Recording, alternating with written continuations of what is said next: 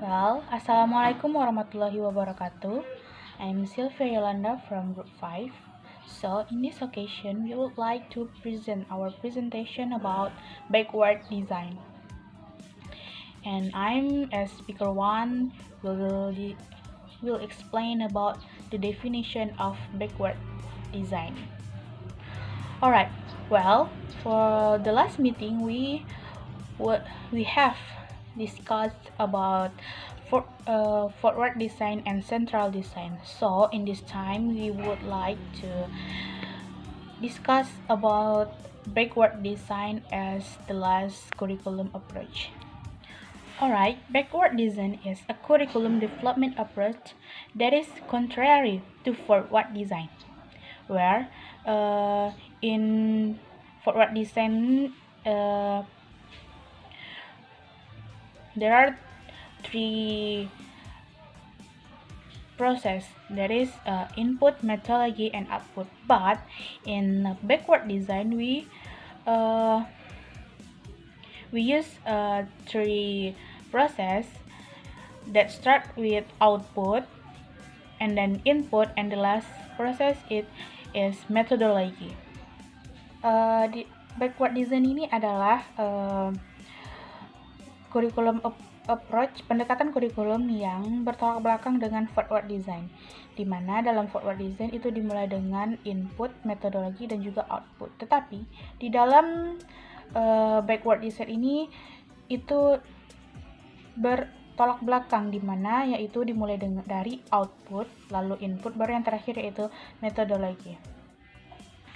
Yang mana di dalam backward design ini dimulai yaitu output dulu, yaitu hasil belajar yang diharapkan, yang mana nantinya kita mendiagnosis kebutuhan dari siswa ini berdasarkan dari hasil belajar, berdasarkan dari proses pembelajaran nantinya. Lalu itu kita sesudah mendiagnosis kebutuhan tersebut, kita dapat merumuskan tujuan dari hasil belajar yang kita harapkan tersebut, dan menggunakannya sebagai dasar untuk mengembangkan proses pembelajaran.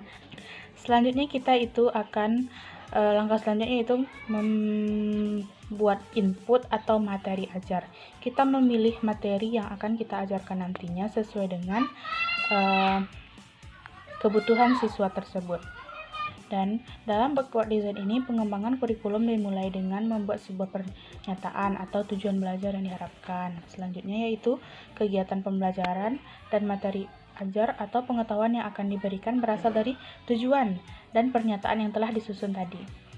Barulah yang terakhir yaitu metodologi, yang mana berperan untuk menentukan metode mengajar yang mana yang efektif untuk menentukan tujuan yang kita harapkan, dan pendekatan penilaiannya itu berbasis kriteria atau criterion reference approach, digunakan sebagai bentuk penilaian.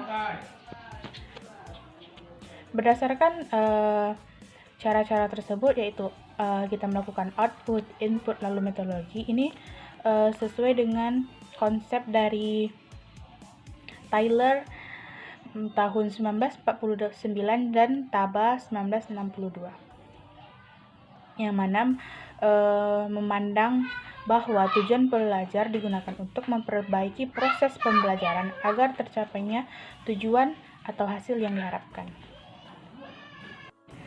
Oke, terima kasih. Selanjutnya yaitu tentang contoh pendekatan dari backward design ini. Assalamualaikum warahmatullahi wabarakatuh. The next material that is about example of backward design. The first is objective atau tujuan. Didasarkan pada hasil analisis sebagai dasar perencanaan kurikulum yang terjadi, di mana dianggap terlalu teknis, sementara ketersediaan pengalaman belajar yang bermakna terabaikan. Kritikan juga berdampak pada pendekatan central design yang mengutamakan kegiatan belajar sebagai awal atau dasar pengembang kurikulum.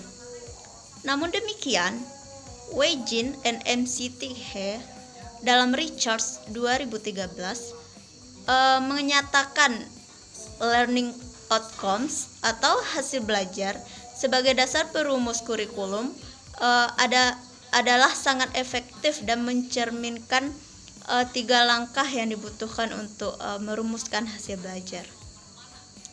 Yang pertama, ada identifikasi hasil belajar yang diinginkan. Next, tentukan pembelajaran yang sesuai. Dan yang ketiga, rencanakan pengalaman belajar dalam kegiatan belajar. Oke, next yang kedua ada penggunaan backward design dalam pembelajaran bahasa adalah ketika melakukan need analysis atau analisis kebutuhan. Analisis kebutuhan adalah bagian dari suatu proses untuk menentukan tujuan kurikulum dan pembelajaran. Adapun langkah-langkah dari analisa kebutuhan tersebut, yang pertama yaitu mengidentifikasi kebutuhan pembelajaran, yang kedua mengembangkan tujuan pembelajaran, yang ketiga mengidentifikasi ilmu bahasa dan keterampilan untuk mencapai tujuan pembelajaran. Dan yang keempat ada mempersiapkan rancangan pembelajaran. Yang kelima memilih materi dan metode mengajar. Okay, that's all for me. Thank you for attention. Assalamualaikum warahmatullahi wabarakatuh. I am Foni Octaviani. I will explain about example of backward design. Number 3. Text-based language teaching.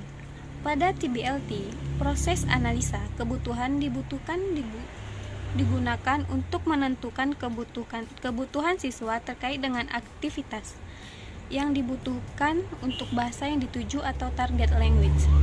Adapun langkah kegiatan yang dilakukan untuk menentukan taks yang sesuai dengan kebutuhan siswa adalah yang pertama, mengidentifikasi kegiatan kebutuhan yang ada pada bahasa yang akan dipelajari sesuai dengan kebutuhan siswa.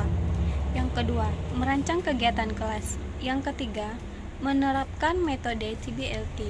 Yang keempat, mengidentifikasi bahasa dan kebutuhan lainnya untuk melakukan kegiatan atau task. Yang kelima, melakukan tindak lanjut.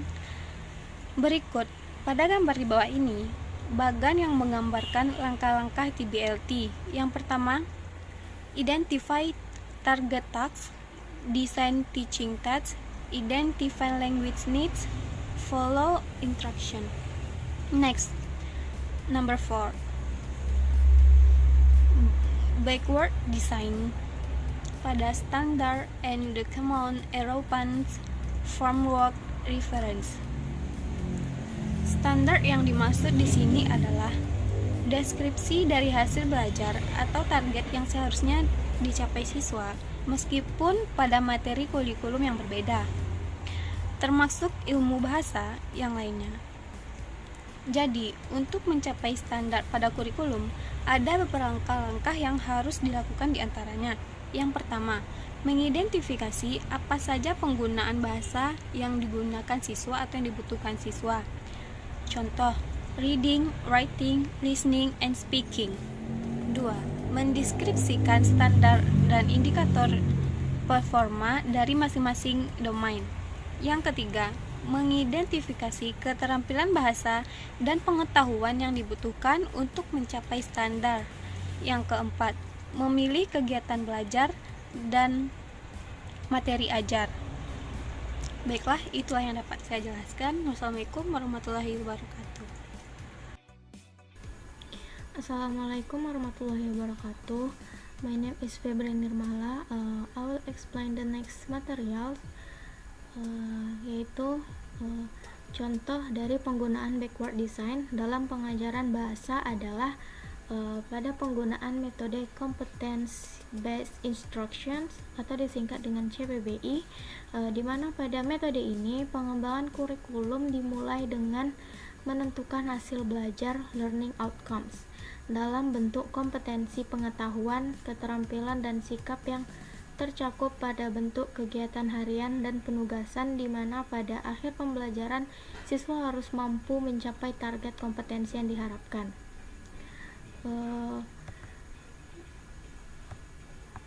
Berdasarkan diagram ini menunjukkan implementasi backward design tersebut.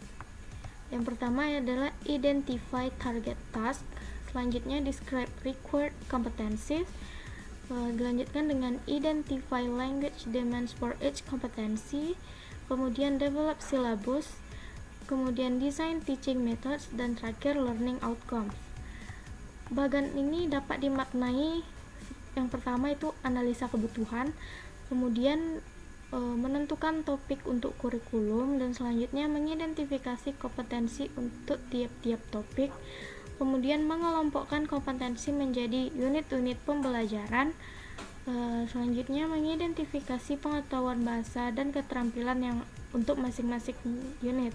Contoh itu ada 4 keterampilan, kosakata dan tata bahasa, dan terakhir itu memilih bahan ajar. Itu saja materi yang dapat disampaikan. Sekian dan terima kasih. Assalamualaikum warahmatullahi wabarakatuh.